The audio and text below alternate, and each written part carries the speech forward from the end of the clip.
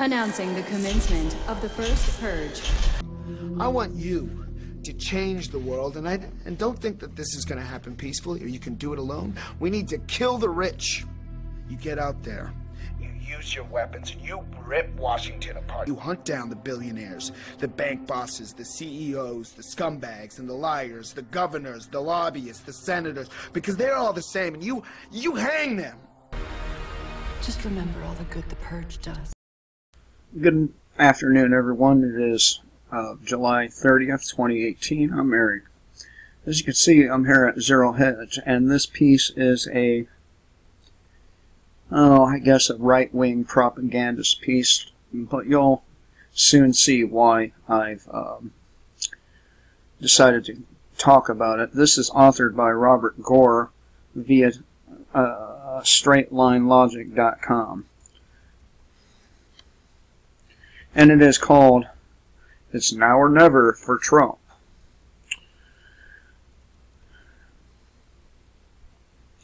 There could be no better advertisement against Democrats, neoconservatives, and never-Trumpers than their display after the Helsinki summit. Whom the gods would destroy, they first make mad. Whom the gods would destroy, they first make mad. The Democrats' destruction began long before Trump. They are wholly associated with government. Their answer to all problems and the source of their identity and power. Where they once had a healthy hostility towards the military and intelligence agencies, they are now among their stoutest defenders. Their ideology, such as it is simply more government, more taxes, laws, regulations, revenues, power, surveillance, wars, and programs. In short, more blob. Well, let me stop right there. I know you Republicans, you right-wingers, would like to think that everything is the fault of Democrats, but allow me to point out that you voted on a lot of these same bills as they did.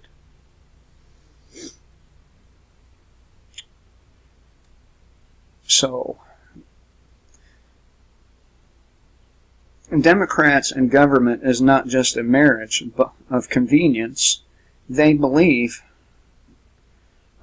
to the core of their beings in its power with a fervor and conviction that surpasses most religious faith.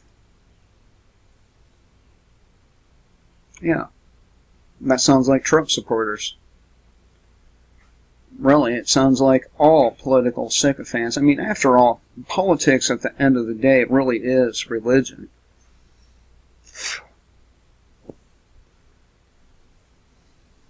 Well, a piece of weed.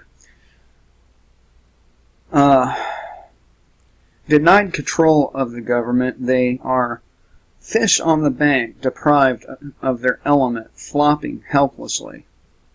The cardinal sin of whatever opposition they face is never rooted in ideology. It's rather that the opposition has the temerity to seek control of their government. Somewhere along the line, Democrats quit caring or even asking whether government worked. I think pretty much the Republicans have too. I mean, after all, they are running for government positions, right? They support brutal actions taken by the police. They support a lot of evil things. So it's not just Democrats that quit caring. Hey, why would you fucking people care? You get to sit in your little ivory towers there and hide behind badges and tanks and whatever else you can muster up. This is why I hate politicians. I really do. I mean, a true leader, a real leader, is a man who will lead the charge, put his own body in danger. A real leader leads by example, not force. The first mayor, Richard Daley, may have been a distasteful autocrat, but Chicago during his reign called itself the city that worked. Democrats have had lengthy tenures over cities that manifestly don't work. Detroit, Baltimore, Washington, Cleveland, New Orleans, Philadelphia, St. Louis, and now Chicago. Now, conservatives, you could say, are better with money, but that's about it. That's about it. They hide behind the facade of being a Christian. Oh, man. Let me see, where did I last... in some cases, their crumbling governance has become an exercise in patronage, piola, and making excuses. The effectiveness of city-provided services not even on the list of concerns. Obamacare has been the antithesis of Democrat-sponsored incompetence. It's the latest in a long string of government failures, epitomized by the huge stack of debt and unfunded promises and disastrous military interventions. I seem to remember a certain couple Republican presidents that had military disasters and huge stacks of debt and unfunded promises. I could have swore there was some, but maybe not. Maybe not. Government, uber allies, has become an albatross for its believers, particularly the Democrats, although there are many Republicans.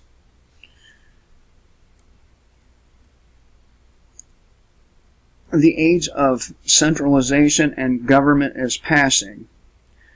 Cause of death: the centrifugal devolution of information, computing, and communications power and weaponry to individuals. Government will mount repressive rearguard actions, but they can't fight the central reality of our time. They have failed massively and are unable to contain the fallout and blowback. Globalism, more of the same, only bigger, is running into resistance that's still gathering steam. Just wait until the world's debt-based financial system and economy collapses.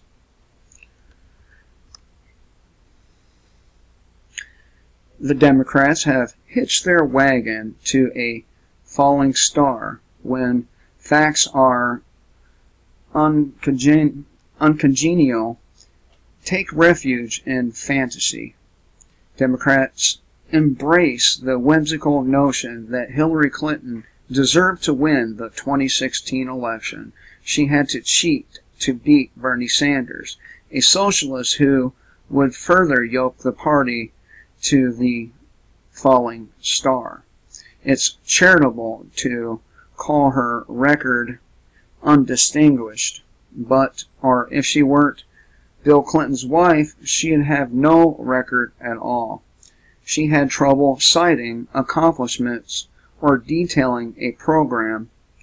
Her campaign was inept, crowned by the deplorables insult that cost her the election. The Democrats' academic branch office and intellectual vanguard has gone furthest off the deep end. Socialists in training demand free higher education and free housing and free care plus a guaranteed income once they're out of school. Who pays for all this in a country carrying $200 trillion plus in debt and unfunded obligations? Not their problem. They issue demands, not solutions. Yeah, that's the government. They issue demands. You obey this law or that law or this regulation or that regulation, this, what do they like to call them? Oh, man, it's right at the tip of my tongue.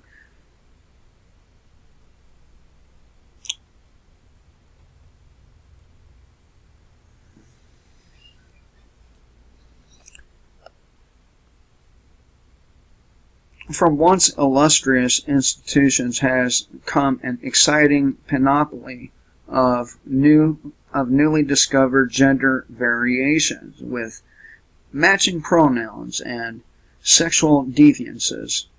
No minority group claiming victimhood and mounting the required pieties is too small for the salacious concern of campus social justice warriors. Anyone who questions socialism, identity politics, or mandated tolerance is met with an intolerant storm of vitriol that increasingly transmutes into violence. The left's signature issues resonate with perhaps 30% of the electorate. Russiagate gets a rise out of even less. Yet these burning issues are the horses the Democrat will ride come November. And there's this one chick. She's a pretty good looking chick too. Her name escapes me though. She's from New York. And she's, you know, totally off the fucking deep end. Crazy as fuck, but, you know, with the morons occupying this country, she's probably going to win. We'll see. Some are inclined to write off the Trump-Russia collusion story as yet another fantasy, irrelevant to most Americans, but it's much more than that. That its pure concoction finds ultimate confirmation in one simple fact. Its proponents have not offered a scintilla of actual proof. Yeah, I mean, this pretty much the same way when you go to court, you know, as a normal person, as a, you know, a person working at the country club, for example. They offer no proof, but you get convicted. You get convicted.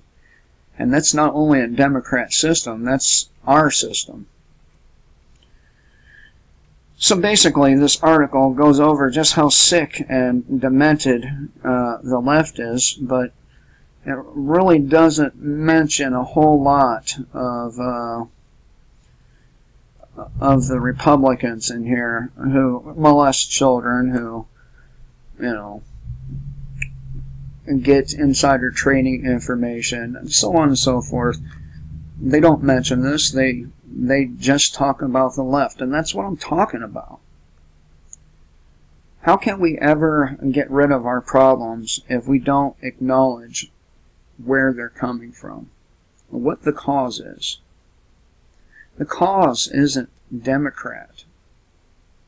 The cause isn't Republican. The cause is government. And the effect is the same effect that it's always had. It's destructive. It's hateful. And it's bad for everyone it touches.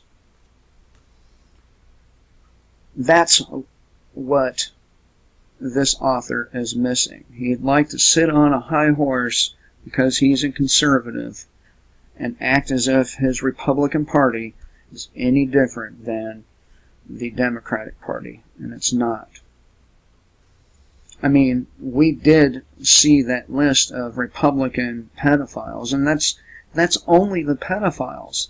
Never mind the other crimes that these people commit and are rarely convicted of. But hey, as long as they get to keep guys like me and my neighbor and your neighbor, or possibly you, in prison for a bag of weed or selling it to somebody,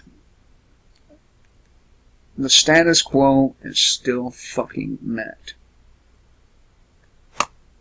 Anyway, thought I'd share this one with you as well. I hope everyone has a great day. And remember, kill the state before the state kills you.